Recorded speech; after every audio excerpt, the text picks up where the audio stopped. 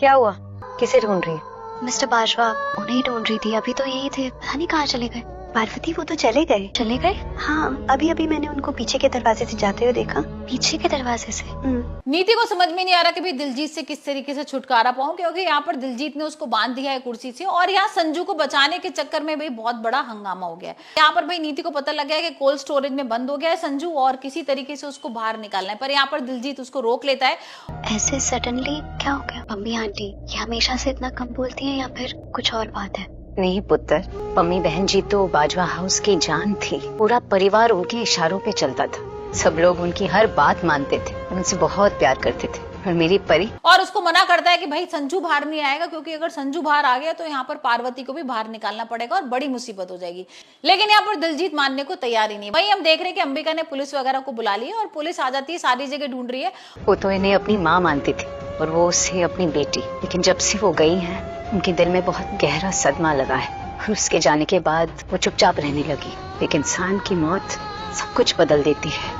और अंबिका भी दिमाग लगाती है अपना कि हमने तो कोल्ड स्टोरेज में नहीं देखा। अब यहाँ पर जब कोल्ड स्टोरेज में देखते हैं तो पार्वती और राजीव उनको मिल जाते हैं। अब राजीव बहुत बुरी हालत में, लेकिन उससे ज्यादा बुरी हालत में पार्वती है, क्योंकि पार्वती पूरी ठंडी पड़ चुकी है। तुमने उसे वहां बंद किया था, मुझे अच्छे से पता है, और पार्वती ने मुझे कुछ नहीं बताया है। मैंने तो उससे पूछने की कोशिश की थी लेकिन उसने कुछ नहीं बताया। लेकिन जब वो बेचारी ठंड से परेशान हो रही थी तो उसके मुंह से निकल गया था। और इतनी बर्फ में वो बैठी थी ना इतनी देर से, तो यहाँ पर उसकी हालत बहुत खराब है। और संजू लेता है उसको गोद में अपने और उठा के हॉस्पिटल ले जाता है। अब हम देख रहे हैं कि भाई सारे लोग हॉस्पिटल पहुंच गए और यहाँ पर पार्वती हॉस्पिटल में एडमिट है। और संजू थोड़ा सा परेशान भी हो रहा है कि भाई किसी तरीके से पार्वती बच जाए। कि वो तुम्हारी वजह से वहां पहुंची है। झूठ बोल रही है वो, साफ साफ झूठ बोल रही है। मैंने ऐसा कुछ किया ही नहीं है। तुमने ऐसा ही किया था और झूठ वो नहीं तुम बोल रही हो।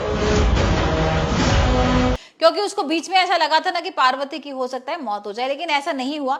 और वैसे भी अगर ऐसा हो जाएगा तो नीति क्या करेगी, क्योंकि नीति को तो बदला लेना है ना पार्वती से। और यहाँ पुलिस वाले भी अंबिका से पूछते हैं कि आपको किस पे शक है, तो यहाँ पर वो नीति का नाम बोलती है। और वहीं हम देखने वाले हैं कि भाई नीति कर रही है खुदकुशी की कोशिश। मतलब यहाँ पर नीति को समझ में आ गया कि अब राजीव को सच पता लग जाएगा और मुझे कुछ ऐसा नाटक तो करना पड़ेगा जिसके बाद राजीव मेरे पर विश्वास कर ले। और यहाँ राजीव ना घर छोड़ के भी चला गया गुस्से में, क्योंकि यहाँ नीति की हरकतें उसको पता लग गई थी। उसने बोला भी कि तुमने क्यों भाई बंद किया था पार्वती को, तुमने जान लेने की कोशिश की सिर्फ ये प्रूफ करने के लिए कि वो परी है। तो ये सारी चीजें सुनकर ना यहाँ पर राजीव उसका घर छोड़ देता है और नीति को गुस्सा आता है और नीति यहाँ पर खुदकुशी कर लेती है। अब भाई नीति एडमिट है हॉस्पिटल में। और यहाँ पर आपको एक मजेदार बात बताऊं कि परी परेशान है उसके लिए। भाई वो लड़की जिसने उसकी जान लेने की इतनी कोशिश करी थी, अब उसी के लिए वो इतनी परेशान हो रही है कि हॉस्पिटल में आती है और नीति का हालचाल पूछती है।